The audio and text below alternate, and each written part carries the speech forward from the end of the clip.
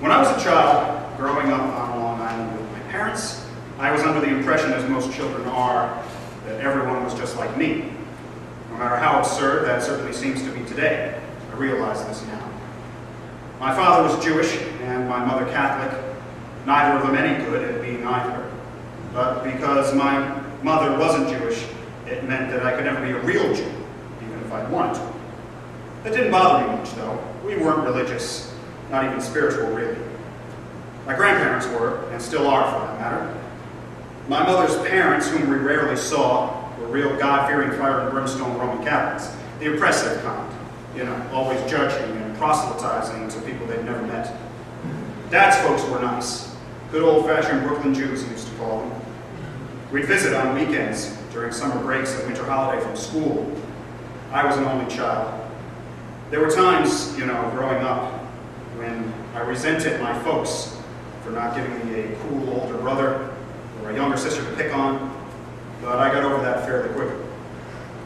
I went to private school throughout my childhood, not the ones where you learned Latin or Hebrew, but the ones where they taught classes in the wheat field and you could play the bassoon in ancient history if you wanted to.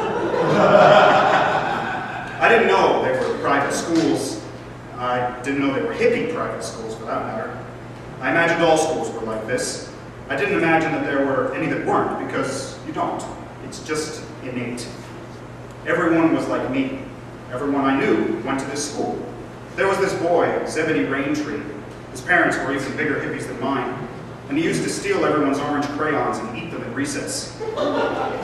Abigail Simmons was a classmate of mine who took music lessons with me at the music shop downtown. She played the didgeridoo. I didn't know what exactly there was to learn about playing the didgeridoo, but who was I to say? I didn't know that there were other schools, public schools.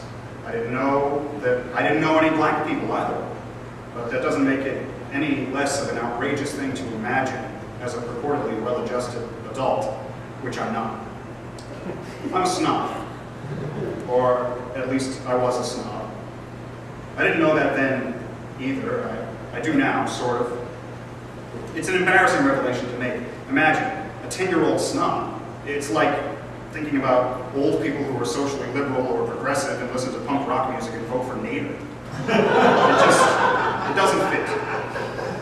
10-year-olds don't have anything to be snobbish about. Why a 10-year-old would think he's inherently superior to anyone or anything is laughable to me now, as it should be, and I imagine is to you. But there I was, a 10-year-old snob, an aloof 10-year-old hippie snob child with one Jew parent and one Catholic parent. But children aren't even really people, though, are they? When you think about it, they don't know anything. They haven't done anything. And they don't even have that much potential to do anything significant for at least 2 decades. They are cute, sometimes say funny things, but possessing those qualities certainly doesn't warrant them the adoration they receive. Plus, children smell funny, and are almost always covered in dirt or snot or jam. And they poop themselves quite regularly, they do. People who defecate in their own trousers really have no reason to feel that anyone in the universe is inferior to them for any reason. But there I was, 10 years old, campaigning for governor of the damn living room. I mean, I was an only child. It didn't help matters, If you're one of us, then you know what I'm talking about. And if you grew up with siblings and imagined what being an only child would be like, it's exactly like you imagined. All my friends and classmates, who happened also to be the same people, were only children. It wasn't a cult or anything, but it probably should have been. 25 children, not a sibling between them. It sounds ridiculous. I didn't have many friends. I don't really remember hanging around with any of my schoolmates outside of class. I never went on play dates or camping trips or played sports. I liked music, though. I mean, I took music lessons, everybody did. I played the Appalachian dulcimer. It's a 4-stringed instrument in the zither family. I now know that it's probably the most bourgeois, hippie instrument for a 10-year-old to play, but how was I supposed to know that?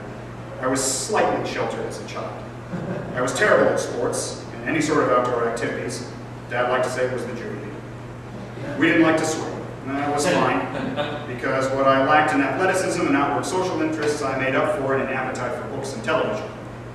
I loved to read when I was a kid, and I loved to watch television, still do. Oddly enough, I'm terrible at video games. My fingers are calloused from years of shredding on the dulcimer. My glasses are thick. My friends non-existent, so it's amazing I didn't take to video games. Computer, gaming system, arcade, all useless. Even to this day, I've failed at the indoor kids, all-time favorite pastime.